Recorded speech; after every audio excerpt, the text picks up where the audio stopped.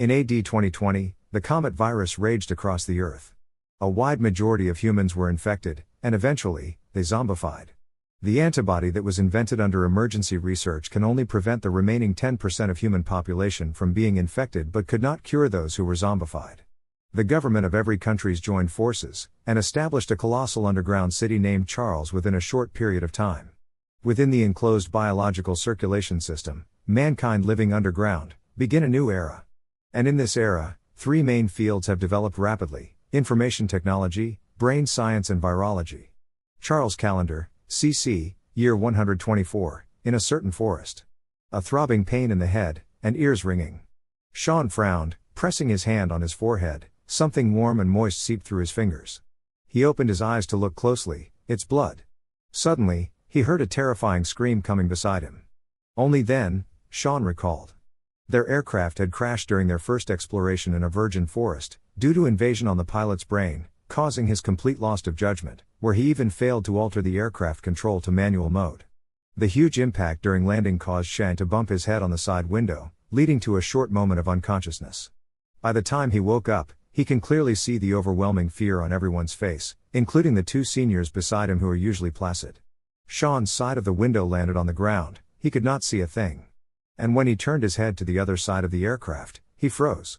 Countless zombies are sprawling savagely on their fallen aircraft, hitting aggressively on the windows, as if they will unbar everything and barge in any time, ripping apart everything they see into their abdomen. Ah! They're zombies. Zombies. What should we do? Pilots. Try restarting the system. The moment someone said that, the zombies that were carving up their newly hunted flesh, flinged a head onto the window glass. Just a look of it causes nausea.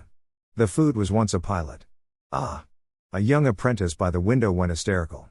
Stop screaming. The sound will excite them even more. The captain in charge this inspection glared at the apprentice. He is now the only one remaining rational. Pushing away the safety equipment from his body, the captain showed a gesture for silence. As everyone knows, our aircraft had crashed. And worse, the cockpit is damaged.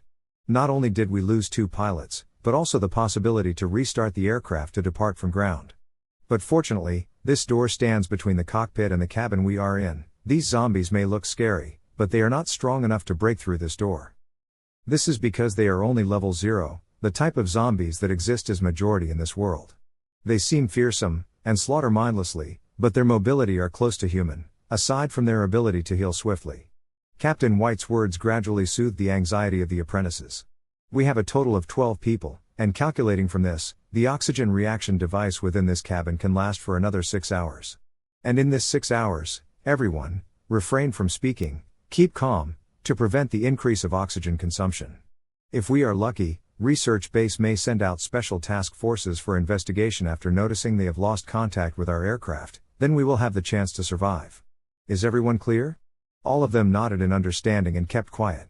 Most of them are students from Central Academy of Science, and are going to work as a researcher in the military, and the only reason of them leaving Charles City was for internship. Sean sighed quietly. Calculating from the size of the aircraft cabin to the time the oxygen reaction device was activated, the oxygen can only last for another 3 hours at the most. Captain White lied, but at the same time, he gave them hope. Damn it, today might be his last day. If only he knew, he would have pushed his classmate Lily down on bed instead of admiring her from afar. Life is short, he should have enjoyed pleasure and a good time. The apprentices sitting by the window can only have their eyes closed.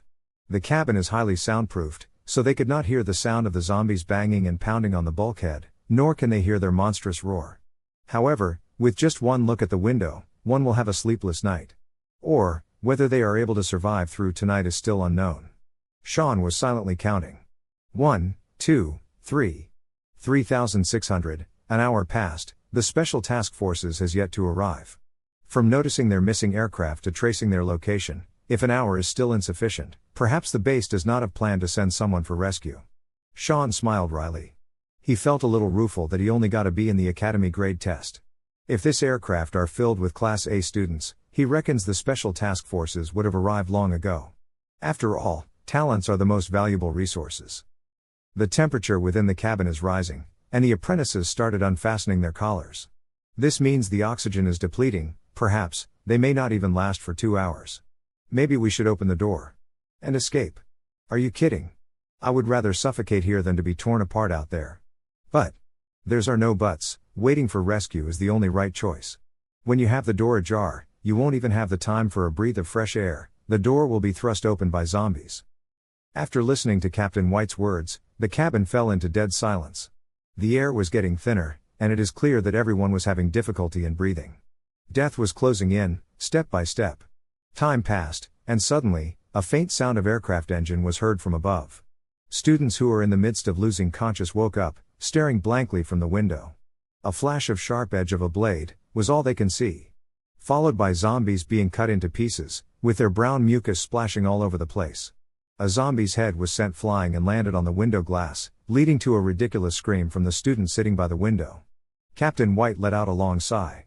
It's the Special Task Forces. This is an exciting news, even though they no longer have the stamina for excitement. Sean's losing sense cleared up instantly. Through the window, he saw a figure in black combat suit flashed before his eyes, a tint of gold slit opened his vision, and before he could discern what he saw, 3 zombies were slashed in half, and slid off the glass like garbage, leaving a few repulsive traces on the window. Special Task Forces is also known as Special Armed Forces. The establishment of each base are inseparable from the extermination of zombies by this force. They are ruthless killers, cold-killing machines, but at the same time, they are the only dependable shield during calamity. When the comet virus first erupted, mankind attempted to control the infected areas using atomic bombs, but this has resulted in more frenzied outbreaks of the virus after it absorbed the heat and nuclear radiation emitted from the atomic bomb. The same thing happened when dealing with zombies. Bullets, missiles and other weapons that emit heat will only increase the healing ability of the zombies, thus, the era of cold weapons returns. Everyone in Special Task Forces is a master of cold weapons. Sean pressed himself on the glass and strained his eyes to look out from the window. There he saw a big guy, with his fists clenched, and a weapon worn on his fingers. The man tightened his body muscles, raised his legs, and kicked off the headless body. They were plunged on the ground, bashed on trees, and despite not able to hear in the cabin, Sean can clearly imagine the sound of bone cracking and mucus splattering. Another agile body was moving across the crowd of zombies. It was a female soldier. She released a fast-spinning weapon so swiftly where one can hardly see with bare eyes. The spinner slit through the zombies, dismembering them. Zombies may have fast healing ability, but they could not regenerate parts that were cut off. While the zombies are weakened from their disjointed limbs, the female soldier drew out a double-edged knife from her back, and whirled. The zombies were then beheaded or slit in half. In less than 30 seconds, the fallen aircraft are free from the zombies' entrenchment. Captain White moved towards the cabin door slowly and pressed a button. The door slid open. The humid air gushed into the cabin, together with the stench of blood and rotten flesh. Some students threw up before they could remove their safety equipment. "You have 1 minute, we are moving right away." A cold voice spoke from outside, like having a blade trailing along the nerves, cold and ruthless. Sean felt as if his brain was slit open by the voice, and his enclosed thoughts are led into an immense space. Hey! Hurry up. Don't tell me someone in here broke your leg. Those who can't walk, stay here and have yourself fed to the zombies. The big guy entered the cabin. The weapon between his fingers that had been bashing on zombies seconds ago, glowered in coldness. He lifted up the safety equipment roughly, snatched a student, and threw him out of the cabin. The student shrieked. "Scream. Keep screaming. Those zombies are attracted by sound. Lure them here with your voice, and we'll head back to our aircraft. We'll be back to get y'all after the zombies are done eating. What do you say? I bet y'all would be quiet by then?" He looked at the students haughtily, with a gloating smile on his face. Sean saw a tint of eagerness from his bloodthirsty eyes. This guy isn't joking. The screaming stopped. The students removed their safety device and fled from the cabin. And when they see the outside world at first glance, they couldn't help but stunned. Encircling their aircraft was a mountain of zombies. Only then Sean realized that there were only 3 Special Force soldiers that came to rescue. A lean figure stood between the 2 aircraft, his golden brown hair blew in the wind, creating waves of unusual omen. The refined and aloof look and piercing pressure in his icy blue eyes sinks into the depth of Sean's brain, causing an illusion of pain. He holds a hilt in his hand, with the blade pierced deep into the ground, as if he would shatter the sky and the earth in split second. For the first time, Sean found himself unable to shift his eyes away from this man. It was also then he realized the tint of gold he saw previously was his hair. Sean was lost in thoughts until someone pushed him on the back and spoke in a lowered voice. "Stop staring at him, he's Heine Burton." "He's Heine Burton?" Sean was dumbfounded. He never thought that the heroic figure within the Special Task Forces is actually a man as elegant and fine-looking before his eyes. Heine's side face is adamant, like a 1,000-years cliff that was carved into a chiseled feature by the rain and wind. Sean always thought he is a monster, rather than an existence where he could not tear his eyes off from. Zombies need to be beheaded in order to stop their mobility completely, which is also known as severing neuronal connection in biological context. A zombie that was sliced in half from the waistline, dragged along its falling organs, and let out a low growl while crawling towards the apprentices that are walking over to the other aircraft. The big guy joyously watched the students trembled in fear, before stepping on the zombie's face. It let out a screeching sound that made the students to shudder and tighten their shoulders. Heine, who has been indifferent for the whole time, turned to the big guy, and frowned. "Mark, it's filthy." Mark shrugged. "Well, I can't have it chew on these delicate students, can I?" Once said. He stomped down, followed by an exceptionally loud crack from the broken skull. The sight was too much for the students. They rushed towards the cabin in fear, and some even got stuck by the entrance. It was chaotic. Mark smiled in content. "Boss, these scaredy cats gonna be second lieutenant once they graduate, and we are still stuck in this bloodshed war, and not even getting a rank till death. That's just so unfair. If you don't wipe your shoes clean, don't enter the cockpit," Heine said coldly. He turned away and kept his blade into the sheath on his back, ignoring Mark's complaint.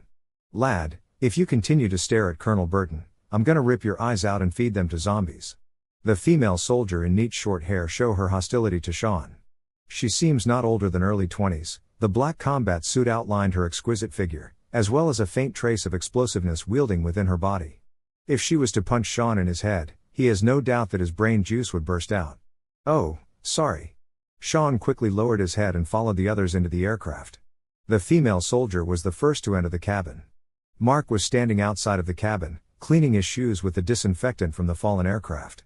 Until Heine nodded in approval, and only then, Mark entered the cockpit. The aircraft took off. And as they gradually leaving the dangerous terrain, everyone let out a sigh of relief quietly.